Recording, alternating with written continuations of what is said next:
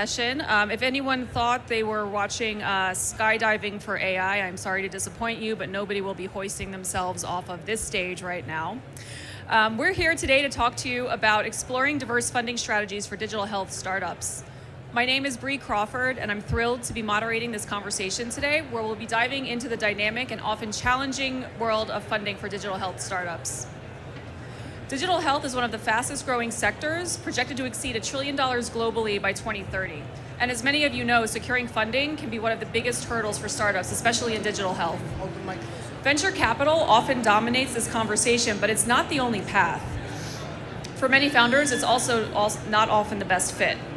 With less than 2% of venture capital going into women-led businesses, and with biases around geography, race, and business models, the traditional funding landscape can leave many deserving founders and ideas behind.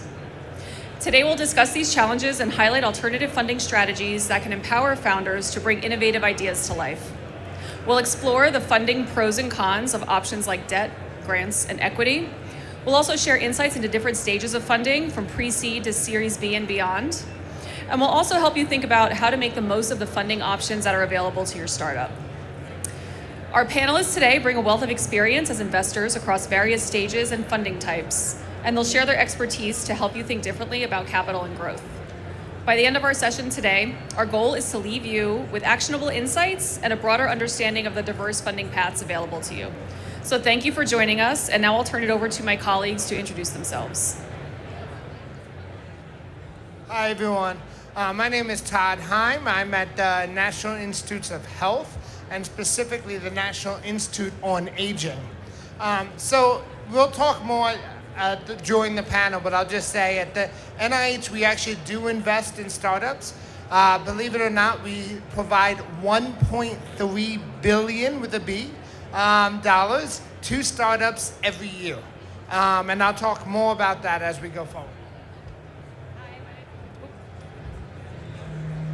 Hello, yeah. My name is Lynn Landry. I'm a co-founder of Age Tech Capital. So it's a VC firm investing in Series A and Series B. We also have a partnership with AARP to launch a marketplace investment platform for early stage, so seed and pre-seed. I mean, looking forward to speaking with you afterwards as well.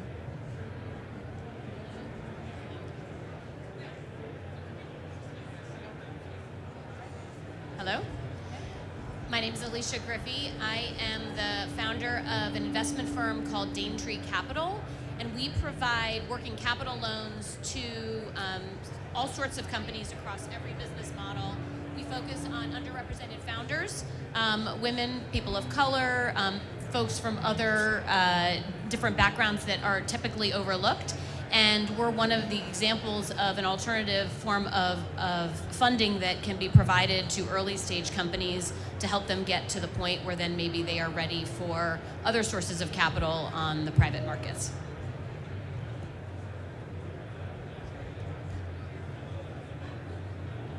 Can you hear me? Okay, great. Hi, Fazila Rashid. I am founder of a company, investment firm called Health Bridge Innovation Fund. I've recently launched that fund really to fill the gap in funding in growth equity. We offer both structured solutions, a combination of debt and equity for commercial stage businesses in digital health, health technology, and medical products. And part of the reason why I decided to start this was really recognizing that there needs to be different solutions in the marketplace to support commercial stage businesses that come out of early and seed stage funding. Great, thanks everyone. And again, welcome everybody in the audience. So just before we start with the questions for the panel, I'm curious to know a little bit about all of you. So how many of you sitting here today are founders yourselves? Okay, good. How many of you are investors? Okay, wow. All right, and then how many of you do both? All right, great. So it seems like we have a pretty healthy mix here. All right, so first question for the panel today. Can each of you walk us through the funding mechanisms that you specialize in and explain how startups should approach these different kinds of fundings? Maybe what should they be considering as they're trying to get their funding footing, if you will? Start at this side. I'm probably the latest stage on this panel as we talk, so we'll go late to early. What we look for at HealthBridge are companies And we define growth stage really at commercial stage. You could be at 1 million ARR, 3 million ARR. Every business is very different. And so that's one differentiation perhaps that what you see in the marketplace. You've got to have the right customer base, the right strategic partnerships, and we become interested. And what we try to do is bridge the gap between your capital needs and whether there are valuation mismatches or other dynamics in your business where we can offer a flexible structured solution. I guess where this is differentiated from the rest of the market is you'll typically see equity, debt, in venture capital, and we'll talk about other sources, but that was one solution that we wanted to come to the market that would ideally differentiate from maybe the typical growth equity of venture capital model that just comes with an equity solution to you. So at Daintree, by design, we invest very differently than your typical equity investor. Most equity investors are looking for hypergrowth, they're looking for mega markets, they're looking for billion-dollar valuation promises in a short period of time. We, because we invest through loans, short-term loans, we're looking for companies that have strong unit economics, and we're looking for companies that have enough visibility into cash flows over the next 12 months that it's believable that they can repay a loan. So it allows us to invest in a whole set of companies that most equity investors aren't interested in because they maybe have those strong unit economics and they have some cash flows. They have to be post-revenue, but maybe they aren't in hyper-growth mode for whatever reason, or maybe the market they're targeting is a little bit more niche. And so we, by investing through loans, are able to support some of these companies either to get them to the point where then they do hit hypergrowth and they are interested in a more traditional equity round, or maybe their goal is something else. They want to retain ownership of their company, et cetera.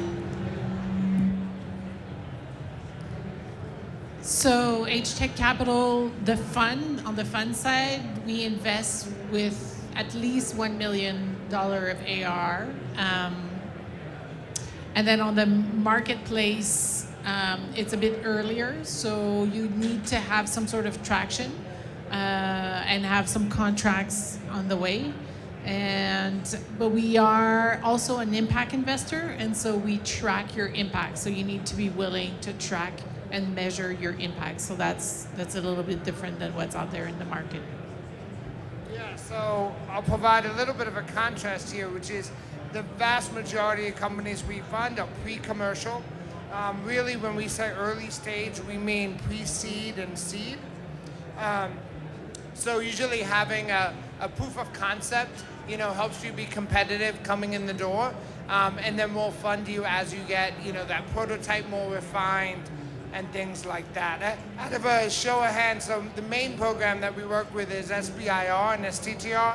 How many people here have applied for one of the grants? Anyone? Okay, so a few, so great. Great, excellent. Fazila, I had a question for you. So when we were kind of doing our prep a little while ago, you mentioned having some statistics relative to percentage of funding going into digital health. So we know that digital health funding has surged in recent years, but it can be subject to turbulence and market downturns. We know that cost of capital is kind of expensive right now as well. So what are you seeing in terms of the trends of how much is being invested, and then could you describe the current state of digital health funding? What other trends are you seeing? Sure. Can you hear me? Okay. Yeah. So this data is from Rock Health and looks back at digital health funding from 2014 till Q3 of 2024. If you look at that data, digital health historically had been funded at about $4 to $6 billion every year from 2014 to 2016, which is a good amount of money. But what's interesting is during the bubble, that number went up to about $12 billion. That number has now come back down to about $9 or $10 billion. So my takeaway from just looking at that trend is digital health is still being prioritized as opportunity sets. It may not be at the levels of the bubble, but we have certainly come to a baseline that is higher than what 2014 to 2016 is. The other piece of data is 80% of that funding is going to pre-seed, seed, Series A companies, which is another interesting trend and something that I took away when I decided to do what I'm doing right now. There are not as many companies or funds that are focused on growth stage companies. And the third data point is that about 40% of the more recent investments are described as undefined rounds, right? So people are nervous around taking valuation dynamics if they were funded in pre-seed, seed in a bubble. And there's probably worry about dilution and other pieces. So take all of that, and I would say my takeaway is there's still interest in this category. People are nervous. There is interest. You've got to think about, I guess, different sources of capital once you get past your pre-seed and seed and Series A, because how people think about funding growth has changed. That, I think, is a given based on what I've described. And then I think what this data doesn't show, but I know we chatted a little bit, is there are other sources that are coming out to look at things like impact, things like other. So when you think about who is the right fit for you, thinking about a lot of these metrics, I think, are really important, and finding the right fit of an investor becomes really important, because the capital is out there, but in probably not the forms that everyone thought about based on how that data sort of plays itself out.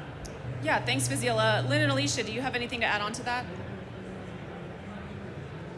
Anything on trends that you're seeing based on how you're investing, or people that are approaching you?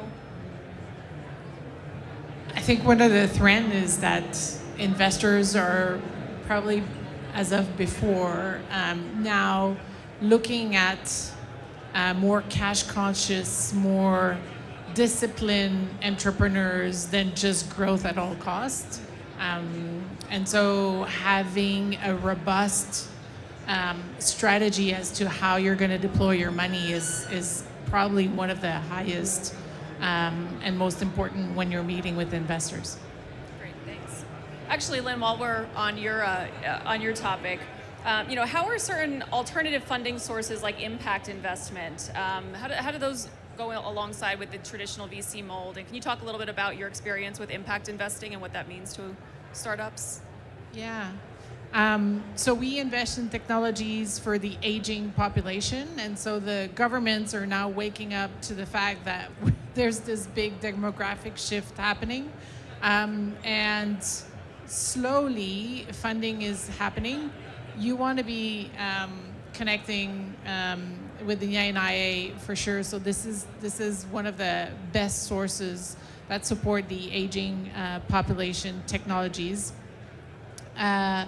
We see foundations, family offices also getting into the impact investment world, whereas before they weren't doing it, like the RRF Foundation, the SCAN Foundation. And so foundations are now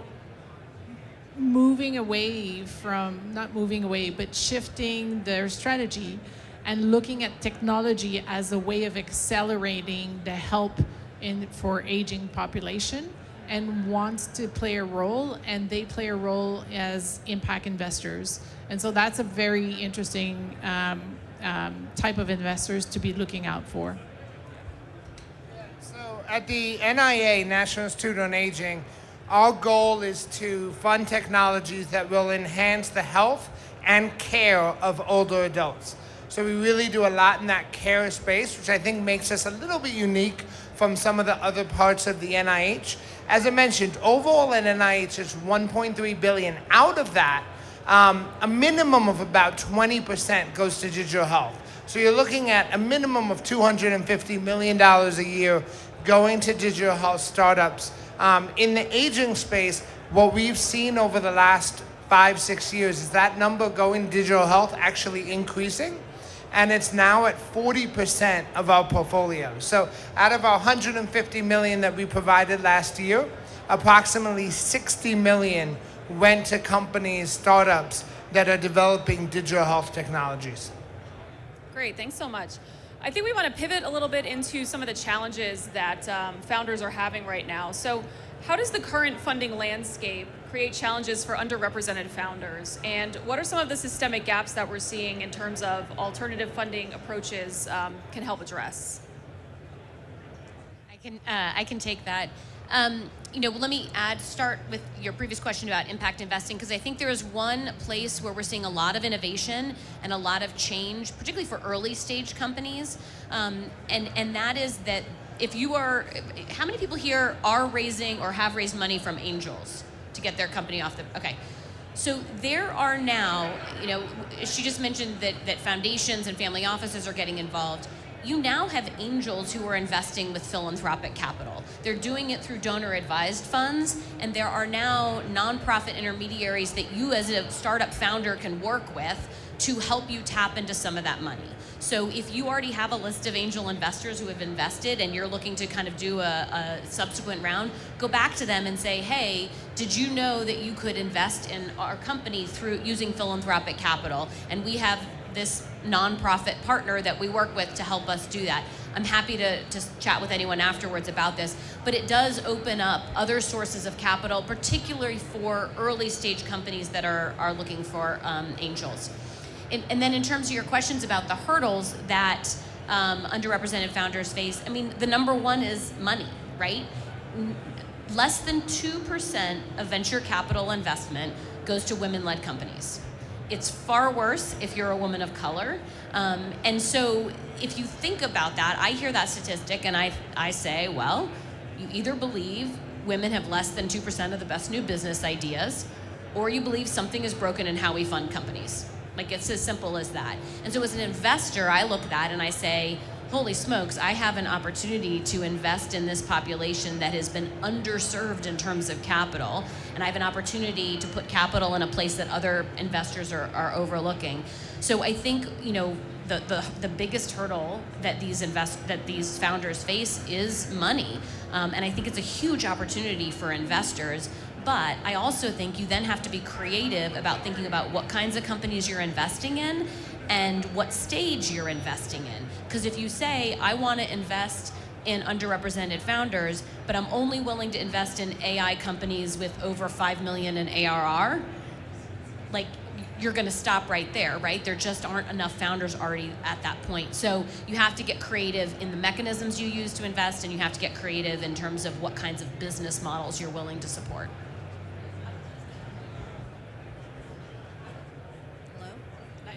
Can you hear me? Yeah. Okay. I was just going to add that beyond the population dynamic, which I think is a really important one, there's also areas of focus, right? I think you highlighted this. AI is hot, but there are a lot of other areas in digital health that are possibly not that hot.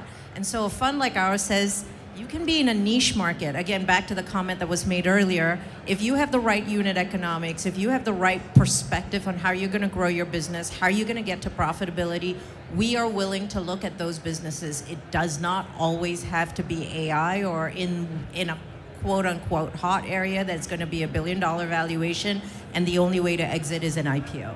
So that's another point to bring up. I'd say debt providers are open-minded to that as well as you think about solutions. There are solutions out there in the market that are willing to look at these unsexy areas, if you want to call it. Yeah, and I think going back to Alicia's point about the less than 2% that go venture capital that goes to women founders, one of the things we realize, and the data has shown, that it starts at that early stage. So if we're not fixing that problem really early, then the problem's just going to get worse and worse. So one of the things that we've tried to do, and we've really looked at a lot of different programs, is how can we support a variety of different backgrounds, whether that be personal demographic backgrounds or also professional backgrounds, to be able to come into our program, to be able to get that early stage funding, so then you're more competitive for the venture capital down the line. So 2 programs that I want to mention. One is the A2 Collective, which is a program that we funded at the National Institute on Aging. We provide the money to, there's currently 3 centers in the US, 3 academic centers. But part of the requirement of the funds we gave them is that they have to spend the vast majority of that fund, not themselves, but to innovators. So they actually search and have $200,000 pilot awards. These are open once or twice a year. It's actually open right now. So if you're really at that early stage, go to a2collective.org, I believe, and you can apply until January 15th. The SBIR applications that I run, they are long applications. They take a long time to apply. The A2 Collective does not, and we designed it on purpose in that way. So it's a simple application. You can go in and you can compete for that money. The other program that we started, really proud of, is what we call our NIA Startup Challenge. This was meant for first-time entrepreneurs, bringing in people of different backgrounds. And one of the keys to it, we did a study. We had some programs that helped women and underrepresented founders apply for our grants. And what we found is that it didn't help as much as we hoped. And one of the things that we learned from focus groups and studies is that it's not just the money. It's, did they have the same level of mentorship? Do they have the same networks? Do they have the same access to resources? So with this startup challenge, we built all of that into it. So you come in, it's a 5-month pre-accelerator program, you get mentorship, you get access to networks, you get access to resources, and at the end you get you can compete for pilot funding. So we did 2 cohorts. The data is just incredible. The 2 cohorts, they were people that didn't have any financing now. 6 of them now have significant financing. Many of them have won pitch competitions after they finished the cohort. And we're now reviewing, we had 275 applications for our 3rd cohort, which was 21 slots. So we'll hopefully announce that in the next couple of months. So a bit of career advice that I received when I was first starting out was you have to follow the rules until you get to the top. And then when you get to the top, you can change the rules how you want them. And I'm curious to know if investors like you have seen, more open-mindedness in, programs that they're considering investing in, companies and that sort of thing. I mean, it seems like you are. I'm just curious if you've seen some sort of trajectory go from a more traditional investment philosophy to what we have today. Yeah, I would say that is true. I think there's more of us who've been in the industry 20, 30 years who recognize where the breaking points are in the system and are trying to fix it, right? Whether you're creating a pre-accelerator program, whether you have enough capital to drive philanthropic efforts, family offices who are coming up with foundations to support it, new VC funds that look very different from other VC funds, all these kinds, fund of funds, all kinds of different mechanisms. I think part of the challenge for someone sitting in your seat is how do you figure out what exists out there today? And I would just encourage you to reach out to folks like us. I'd say we know where else the other pockets are, and we can help guide folks to do that, even if we may not be the right pocket for you. Great. So, kind of shifting a little bit about how we can kind of implement some of this foundational knowledge that we just kind of talked about. I'm curious to know what metrics or milestones would you think are most critical for startups to secure funding in today's climate? In terms of our funding, so I mentioned, the feeder programs, but then there's the SBIR. So for the SBIR and STTR grants, which are really very similar, you can come in at different stages. So in terms of metrics and milestones, if you're really early and maybe you just have like an initial proof of concept, or you want to really demonstrate that proof of concept, you come in for what we call our phase 1. That's typically $400,000 to $500,000. Just to get that initial proof of concept. If you already have proof of concept, then you can actually skip that and come in directly for our phase 2. Our phase 2s are somewhere between $2 and $2.5 million, usually over 2 years. Now these are all project-based, so you're applying to do a specific project, as opposed to general investment into the company. Once you get that phase 2, at that point our goal, a really primary goal, is to de-risk you, help provide that financial support to get you to key value inflection points that can then bring in private investment. But in addition, if you still need more funding after that phase 2 and you're moving towards a commercial marketplace, we have 2 follow-on programs that are both between $3 and $4 million each, and you can actually apply for both of them to do different things. So if you look at that over a 7-year period, you're looking at potentially over $10 million on one continuous set of projects. So it really can be a significant source of capital, but those milestones are really based on each award, and we check how you're doing on those milestones each time we fund you. For us, there's 2 things that are really, really non-negotiable. The first one is that you have to be purpose-driven, because the age tech sector is not an easy one. And so you have to come from a place of wanting to solve a solution and have that grit and resilience. It so happens our portfolio companies are all second-time founders. Usually they did something sexier before and they had a problem within either taking care of their parents or with the systems or their in-laws, and they're wanting to solve that problem. So purpose-led is one of the key things we look for entrepreneurs. So that's the first thing. The second thing is distribution, traction, partnership, efficiency. How good and how focused are you at getting into a door and distributing in this environment? So that would be the two things we look for. For us, we're a bit different again because we're looking to focus on companies that are focused more on profitability than on hypergrowth. And so for us, the two things we're looking for are product market fit.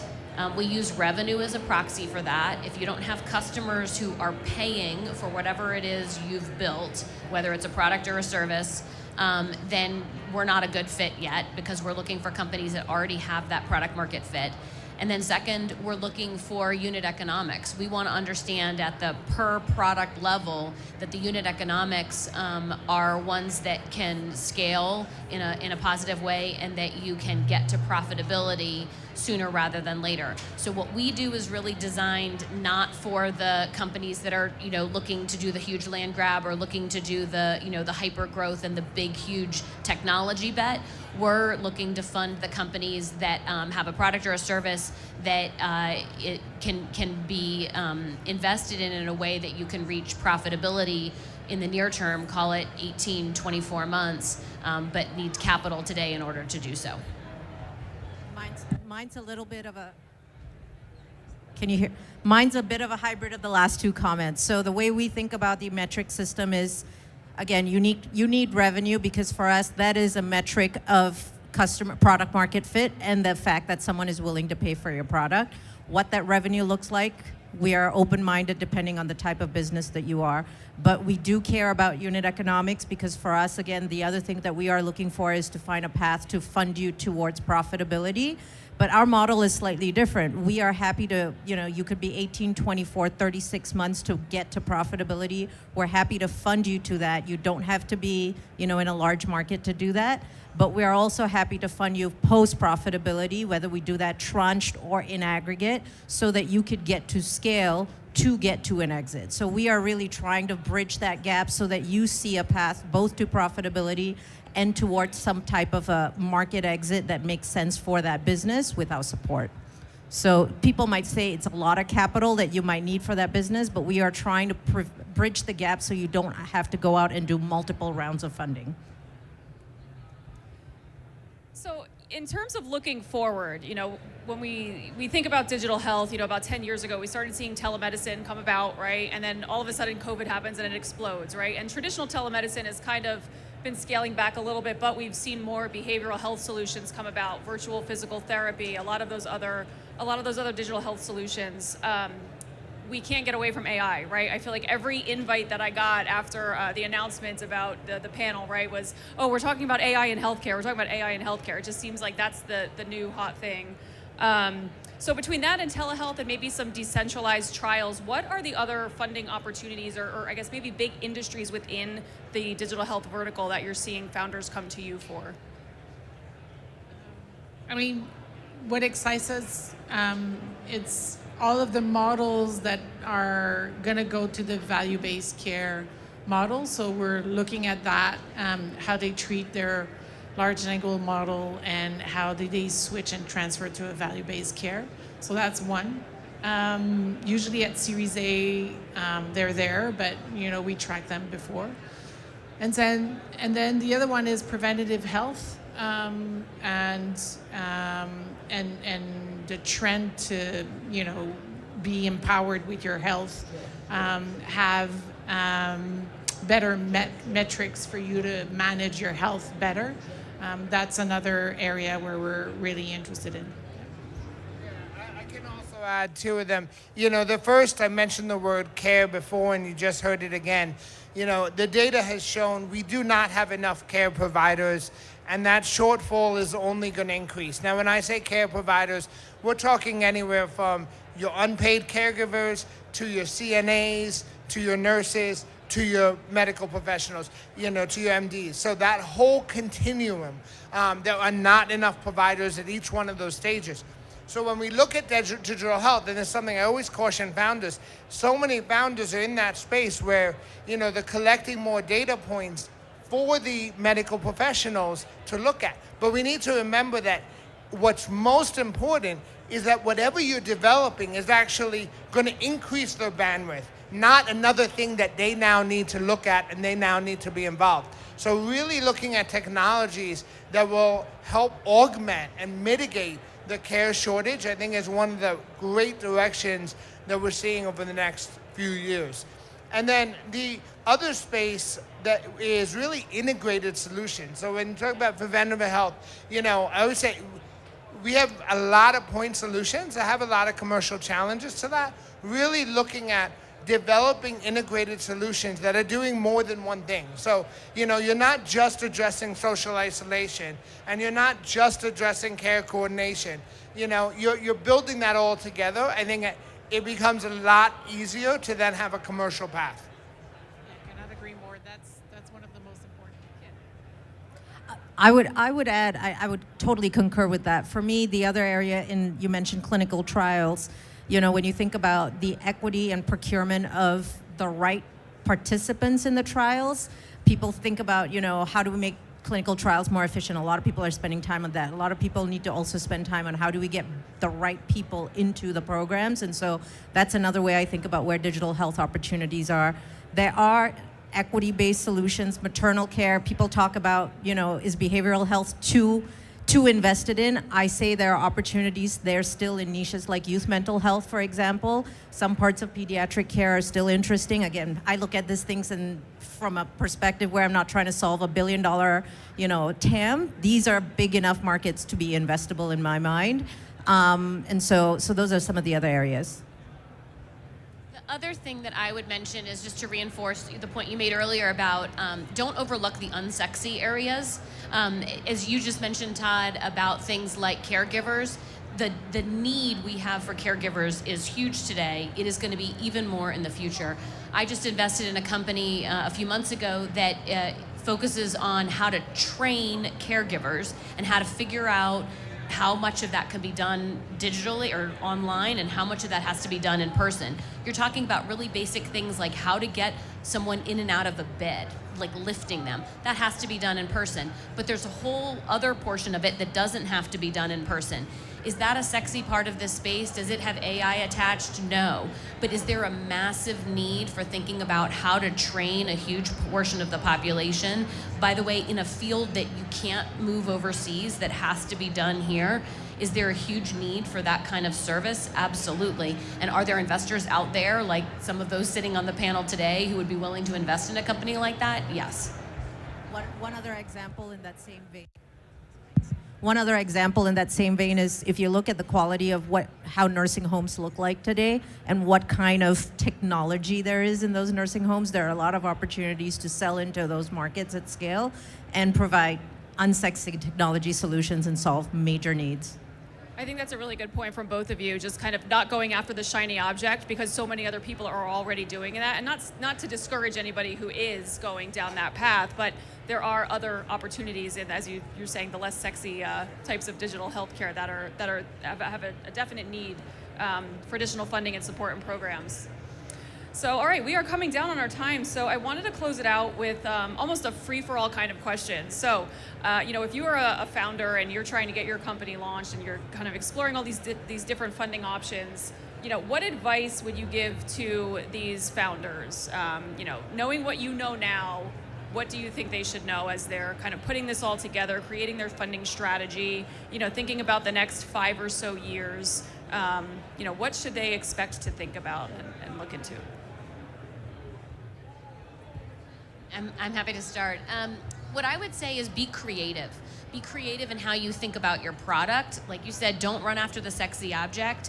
Every pitch I get right now that has AI as the first 2 letters in it, my eyes glaze over because it feels like everyone's running after the same thing, or everyone's painting a marketing message on top of something that is kind of unrelated. So I would say be creative in how you're approaching your product or your service in the market, because just because everyone else is running to the left does not mean you should be running to the left. And by the way, it means there's more people fighting for dollars for a product that looks like that is off on that side. And if you run to the right, you might get the attention of an investor because it does look different. And then same thing in terms of funding. Be creative in thinking about how you can access sources of capital. Before I became an investor, I was CFO in 3 different startups. We applied for several grants from the government, from ARPA-E, DARPA, NIH. I mean, there are so many. One of my portfolio companies just got over $1 million in funding from the Department of Education. Think creatively about where you can turn for capital. And as a founder, remember that the less equity you give away, the more ownership you have, the better the outcome might be for you. And $1 billion valuation, if you own 1% of it, is not as good of an outcome as a $100 million valuation if you own all of it, right? Don't forget that. Everyone focuses on valuation, everyone chases that, and if you end up owning a tiny, tiny sliver of your company in the end, it may not be the outcome you thought you were gonna have. Just to add to that, I would also say be creative about where you're looking, not just sources, but geographically. Not all VC and not all capital sources sit in Silicon Valley or the East Coast. There are many of us who sit all across the country, which are actually much more open-minded to thinking about opportunity sets very differently. And if you are open-minded to that, my prior firm, Revolution, had a whole program called Rise of the Rest, where we basically partnered with VC funds sitting and accelerator programs sitting all across the country, funding companies that may not sit in the East Coast. So, that's another opportunity set. And I would say, I know it's difficult to fundraise, but choose your investors wisely and the type of money wisely. I mean, I cannot, particularly at the beginning, it sets your course for the rest of your entrepreneur journey. So be really mindful of that. And then I would say, and I would go back, because for the age tech, and we've seen more than 1,000 companies now, the point solution, think creatively as to how to integrate with other solutions. The distribution of point solution is almost, I wouldn't say impossible, but it's a very difficult path. So be creative as to how do you distribute and look at platforms to distribute. Yeah, so again, I'll go to 2 things. The first is really having a competitive advantage. We see even, you mentioned caregiver training. I mean, we're probably funding 10 different companies in the caregiver training space. And then every time we have an application round, we get another 10 applications. So really at this point, we're not going to be able to fund more companies in that space unless you're really doing something different. So even at the early stage, you have to be able to demonstrate that competitive advantage. And we actually have an open search engine of everything we funded. You can go and look. So you can look at what else did we fund in that space and make sure that what you're doing is different. If it's in caregiver training, if it's in care coordination, remote monitoring, there are a lot of companies in these spaces. And you really need to be able to show why you're different. And then finally, I'll end, night before coming here, before I left my kids, I said, let's go to a movie. We went to see Mustafa. And they had a scene in Mustafa that was around my favorite quote, which is, if you want to go fast, go alone. If you want to go far, go together. And I think that's really important to remember. You're not alone. Talk to the different people in your networks. If you're thinking about an SBIR grant, come talk to us. We will advise you before you actually submit that grant. We'll help you understand how to get coached, what are the different mechanisms to understand how to write that grant. Once you're in a company, look to things like accelerators and different programs where you can learn from people that have done this before.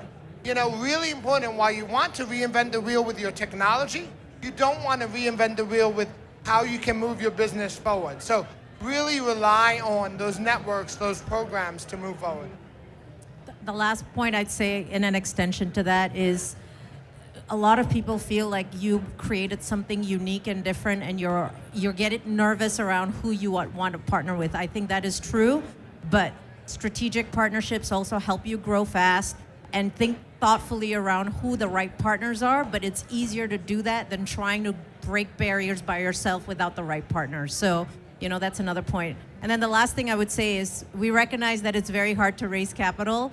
Every conversation that turns into a no, the way I think about it is it's never a no, it's a no for now. So think of these as long-term relationships for the people you actually enjoyed meeting, who actually gave you some good advice. Build that relationship because it comes back around over time. They probably could be a funder when you are a later stage business. So it's never a no altogether for the most part. Great. Well, thanks so much to our panel today. We're at the end of our time, and hopefully you found this helpful and have a better idea of how to create a funding strategy for your startup. Can I just put one plug? If you are interested in our funding, we do have a kiosk in the Digital Health Pavilion. So right upstairs, right next to the ARP, right behind the ARP. So if you're looking for our funding, feel free to stop by during the conference. And on Thursday, we're launching at the AARP booth the H-Tech Network Investor Network, which is a marketplace for angel investors to meet with entrepreneurs at pre-seed and seed. Any other plugs? No? Good. All right. Thanks, everybody, for your time today.